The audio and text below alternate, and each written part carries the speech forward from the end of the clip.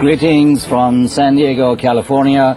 This interactive multinational teleconference is reaching you live in English and Spanish through a unique and complex international telecommunications network via satellite, microwave, and cable. This program brings together distinguished institutions representing education, business, and government in more than a dozen countries in the Americas and Europe. We look forward to hearing from you. This is the fourth International Training Center video conference of the year 2004 series entitled Success with World-Class Competencies. I'm Dr. Farhad Saba, Professor of Educational Technology at San Diego State University and the moderator of today's program. The emergence of networked organizations in the areas of education, business, government, and civil society is a growing phenomenon that is changing the protocols of traditional face-to-face collaboration and exchange. This, in turn, is having great consequence on how our organizations compete. Telecommunications and etechnologies have proliferated around the world as virtual teams engaged in activities at a distance have evolved and their need for competence in technology use has increased. So-called IT or information technology specialists will be needed in increasing numbers, but the actual users of the technology, namely virtual teams, will have to take the initiative in optimizing and integrating the wide and varying type of e-technologies applicable to their specific needs and network realities through a broad systems approach. These teams must also be supported by an organizational culture that encourages innovation, creativity, and initiative. This exciting video conference will present a sequential systems approach designed to optimize the use of different telecommunications technologies within networked organizations and a goal and performance-oriented strategy to the integrated management of these technologies. The distinguished invited speakers will elaborate on the human competencies involved in the overall process of optimizing technology resources and virtual teams, emphasizing performance and business productive outcomes as the basis of assessment, selection, and investment. They will also propose specific strategies that managers can take to support innovation, along with proven organizational models such as the profit center and entrepreneurship. Given the strengths and weaknesses that currently available technologies such as satellite, digital telephony, and the internet have by origin and design, all globally competitive and network organizations must invest multi-technology infrastructure, not just the internet, for example, to attain world-class performance and success.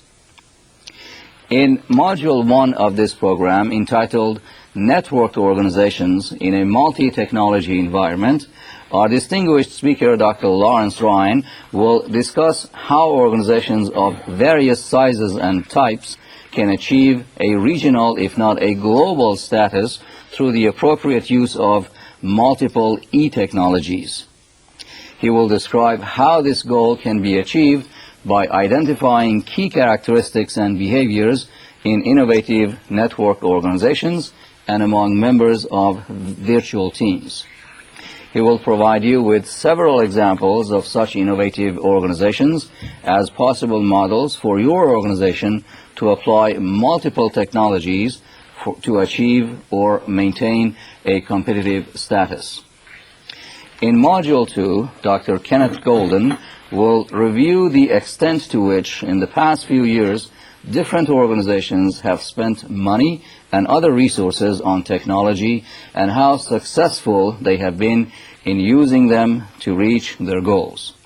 Further, he will review various assumptions and rationales for adopting information technologies and the validity of such reasonings, and will describe the organizational characteristics and behaviors that will lead to a successful evolutionary process each organization needs to pursue for successful integration of information technologies.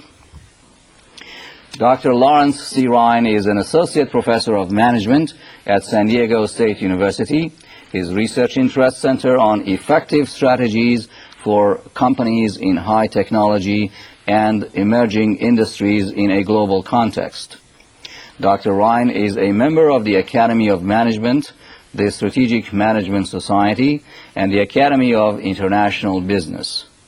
Prior to joining the faculty at San Diego State University, Professor Rhyne taught at the J. L. Kellogg Graduate School of Management at Northwestern University and the Stewart School of Business Administration at Illinois Institute of Technology. In addition, he has 8 years of corporate experience, most recently as manager of corporate planning, SkillCorp, Chicago, Illinois. Dr. Rhyne has published numerous articles in major scholarly journals in the area of management studies and high technology. His work has also been published as chapters in books. Dr. Rhyne holds an MBA in finance from University of Missouri and a Ph.D. in strategic management from Northwestern University. Dr. Ken Golden is president of Golden Professional Corporation, a management consulting firm based in Encinitas, California. He has been a consultant and trainer for the last 20 years. He has worked with a wide variety of public and private organizations, specializing in organizational development, change leadership, and virtual team building. Dr. Golden currently specializes in helping small, successful companies develop the organizational capacity to sustain rapid growth. He has also developed and produced a series of videotape training programs entitled Stress in the Workplace, a Preventive Approach. Dr. Golden is a visiting professor of management at Webster University in St. Louis, Missouri. He has lectured and consulted internationally. His work has taken him throughout Europe as well as Japan, Thailand, Iceland, Bermuda, and West Africa. Dr. Golden's former positions include Assistant Dean at San Diego State University and Assistant Professor at University of Arkansas.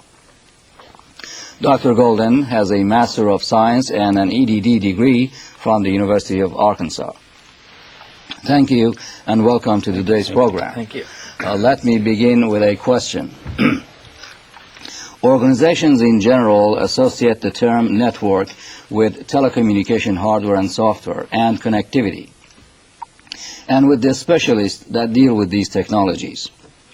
When we talk about networked organizations, are we referring exclusive to these networks and technical people within organizations? And if we are not, why is it important to train and develop professional competencies among people who work in virtual teams at all levels of the organizations? Can I take the first part of that? I think that we've gone way beyond just trying to network within organizations, and I can give you some very quick examples in the business or manufacturing area. We have manufacturers who are dependent on suppliers in a just-in-time network. In government, you find organizations are connecting to be able to respond to a crisis, an emergency in a better way. So various agencies are connected. In education, the ITC is a very good example of an organization who's taken an initiative, an online initiative at sdgu.org to provide education to an external network. I think it's important to remember, too, that we're networking individuals, the people within the organization, connecting them so they can work together to create better products and better solutions. Networking people, but not gadgets. Yes. Thank you, and let's begin with Module 1.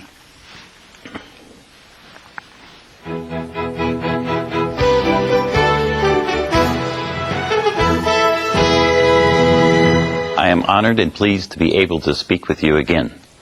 Last year when I spoke with you, I suggested that appropriate technology as a competitive strategy for effective network collaboration was more about human competence and skill to work at a distance than about information processing capacity, bandwidth, speed, hardware, or software. Virtual teams at all levels within business, education, or government had to realize that their success depended on their creativity to use available information, e-technologies, to minimize the challenges of distance, time, and culture. In the future, all organizations would for certain become regional and global networks of providers and users of products and services. Sharing information, breaking down barriers between functions, and a focus on customer solutions would be necessary for organizations to capture the value potential of the new technological possibilities. Today, I would like to discuss how those goals can be achieved by identifying key management issues and characteristics of innovative networked organizations and virtual teams operating in the increasingly fast-paced information and e-technology competitive environment. Organizations are increasingly networked. In fact, government institutions are always geographically decentralized structures by nature, including school systems. Competitive universities must now be learning organizations connected internationally. The concepts I will be discussing are applicable to any organization anywhere in the world. While these concepts are not totally cultural independent, they can be applied anywhere in the world as networking e-technology is global in nature. Successful organizations in this environment need to implement three key strategies. 1. Creating a culture that supports product innovation. 2. Designing the organization structure to facilitate value-added research. And 3. Selecting the correct information and e-technology projects.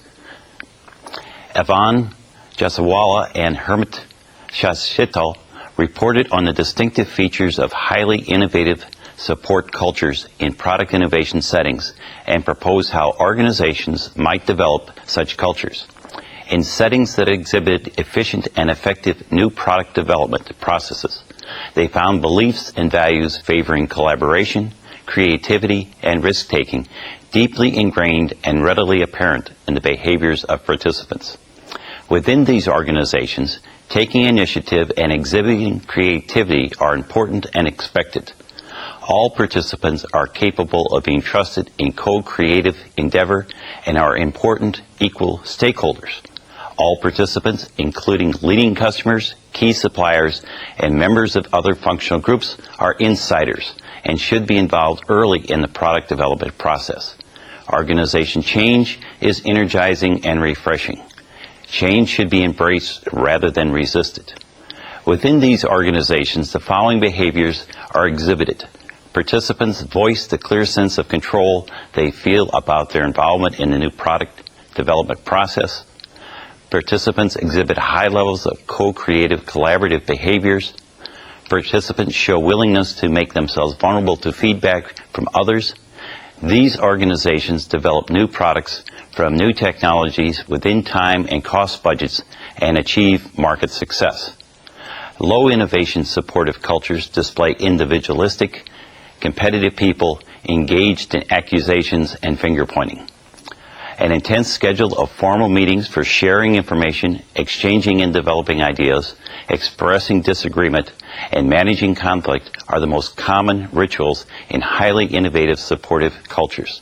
In contrast, in low innovative supportive cultures, the new product process was highly ritualistic in form, but not in substance. The layout of the organization holds much symbolism in highly innovative supportive organizations.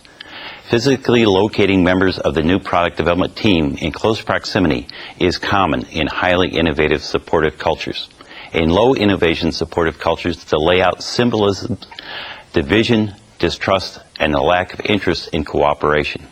As an example, in one low innovation supportive company, the R&D department was located a mile away from the location of the marketing and manufacturing departments. All meetings were held in a brand new R&D facility, reinforcing the R&D department's dominance of the new product development process. Technically trained and interpersonally skilled leaders were critical to shaping the culture of product innovation settings and the product innovation process.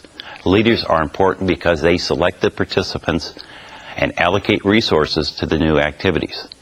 Leaders must manage the interactions between the various functional subcultures within the new product development team.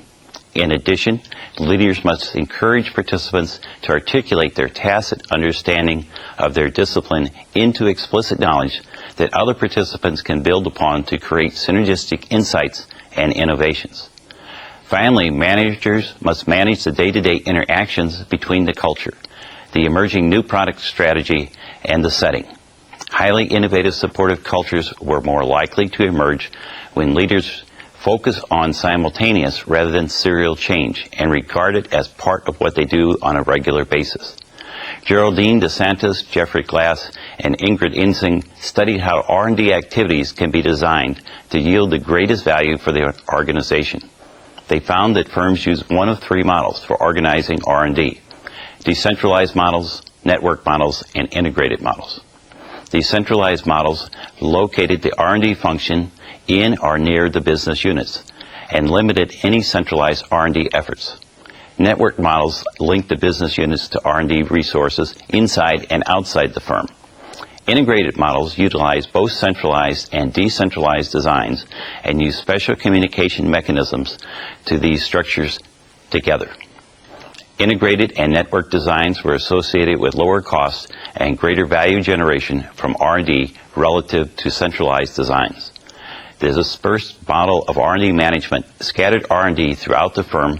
Anywhere and everywhere there appeared to be an opportunity and a business need. There has been a general trend among technology companies towards external sourcing of R&D from universities, startups, private labs, alliances, and other organizations.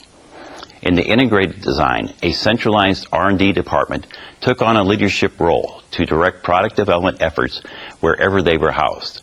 The centralized R&D department was not necessarily large in size, but it served as an important hotbed of scientific energy for the entire enterprise. Along with a formal coordination structure, constant communication was a cultural imperative in firms adopting integrated organization designs. This constant level of communication contributed to a sense of partnership between general managers and the R&D managers, and reinforced the importance of innovation as a value in the firm. The authors recommended the following practices, which were demonstrated in firms that extracted high levels of value from their R&D programs. Companies adopted practices to link R&D ventures and progress with the corporation's strategic goals. The executive level of the firms devoted significant attention to R&D. The firms developed an entrepreneurial, communications-oriented culture that led to continuous interactions between the business units and the R&D groups. Firms overcame the isolation of R&D from the rest of the company by promoting sharing where it matters rather than haphazardly or everywhere.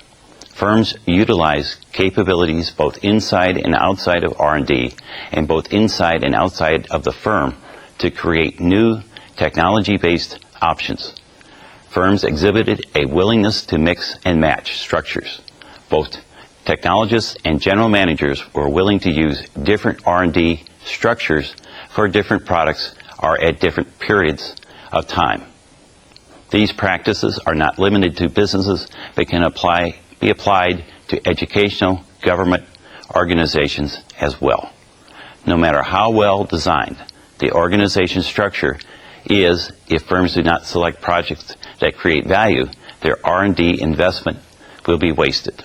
Diana Farrell has identified some of the reasons firms did not achieve returns in their information technology investments.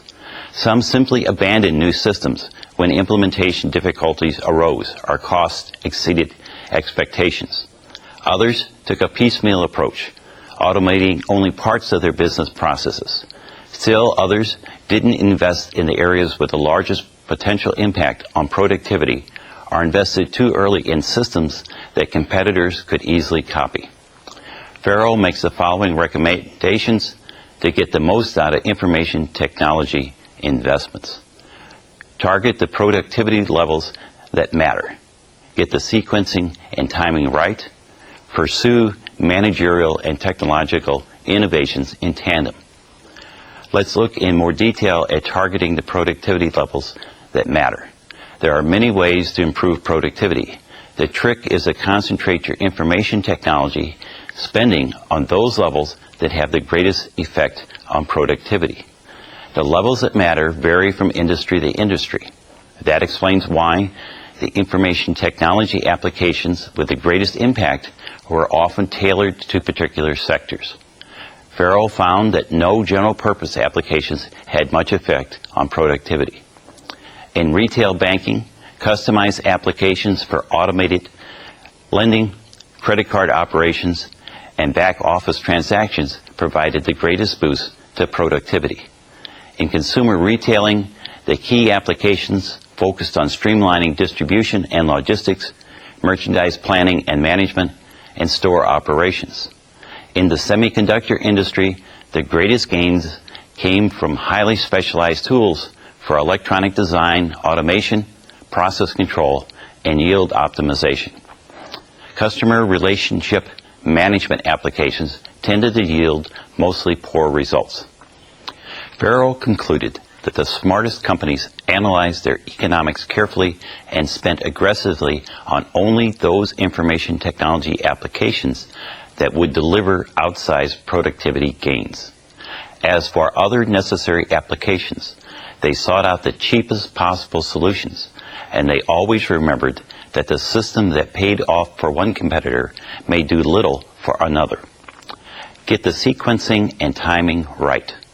Information technology investments build on one another, often in complex ways.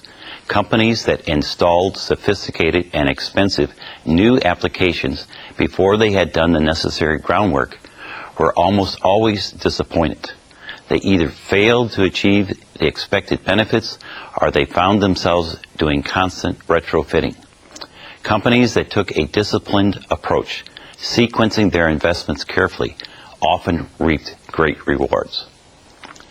The International Training Center successfully demonstrated this prescription by the sequential implementation of the point-multi-point delivery of broad message to the point-to-point interactive dialogues, and finally to the multi-point individualized learning mode.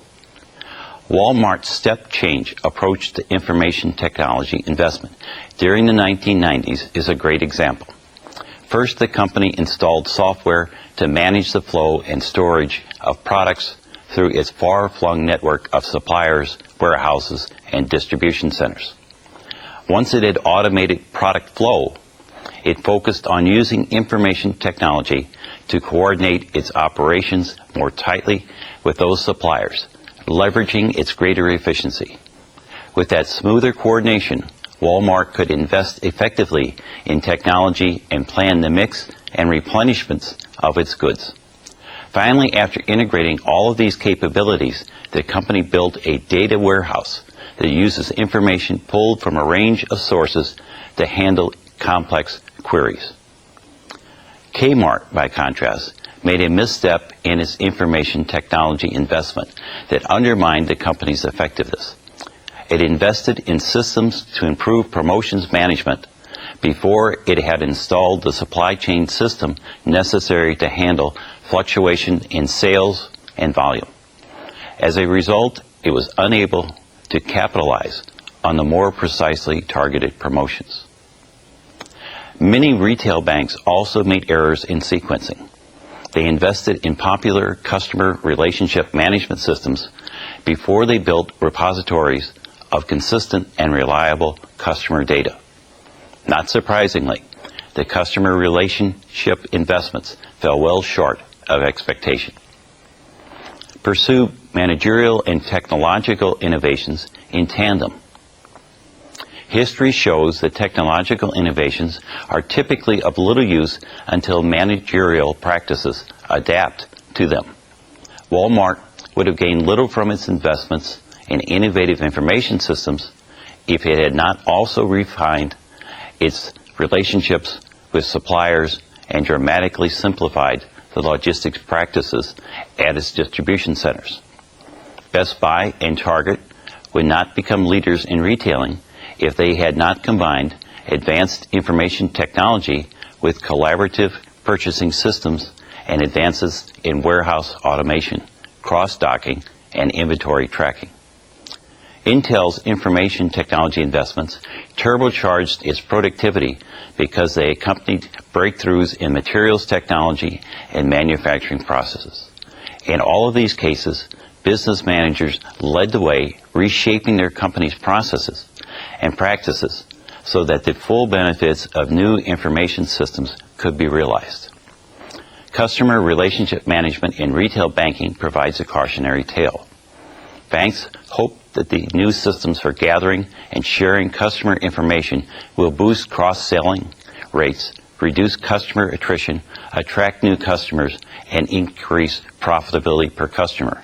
Yet despite massive spending on customer relationship management, the number of products held by an average household by its primary bank has remained flat over the last 3 years. One reason for this, as already noted, has been poor sequencing. The required customer data was not yet in place when the systems came online. However, many bank managers have failed to make the necessary changes to their sales and marketing processes. In these cases, the bank's business units continue to be organized around specific products and customer segments, hindering the integrated management of overall customer relationships. In addition, incentive structures for sales personnel undermine the kind of cross-selling that customer relationship management makes possible. Rich media communications has been used as shorthand to refer to the intersection of audio, data, and video related technologies and services. These multimedia tools may be used to connect individuals or groups in real time or on demand. Until recently, few companies have been able to deliver on the promise of rich media communications. WebEx Communications has addressed both the underlying network and platform issues that until recently held back widespread deployment of rich media communications systems. WebEx has hundreds of multimedia communication switches deployed at data centers around the world. The WebEx product provides a suite of interactive communications components that can be assembled into customized services. These web-based application services deliver enterprise-level communications capabilities designed to bring together via nothing more than a standard web browser. Onyx Software is a leading global provider of customer relationship software with offices around the world that support more than 900 customers. Many of their sales presentations and demonstrations were made on-site, which was time-consuming and expensive. The WebEx product became a tool in the sales process for making presentations to customers at a distance, doing demonstrations of Onyx software, and conducting online meetings with customers. The results were decreased time and expenses spent on the sales process, along with shorter sales cycles and increased revenue. The new networked organizations are developing organization cultures that support innovation. They design organization structures that focus R&D resources in the areas that receive the most value creation. And they align R&D investments with long-term competitive strategies. I encourage you to join them. Let's begin with the first question and answer session. We will try to answer as many questions as possible. Therefore, we ask that only one question be asked per phone call, and that these questions be as brief as possible. You may call the studio directly at the phone number or fax which appear on your screen. We'll remind you to make your phone call at a distance from the monitor to avoid feedback.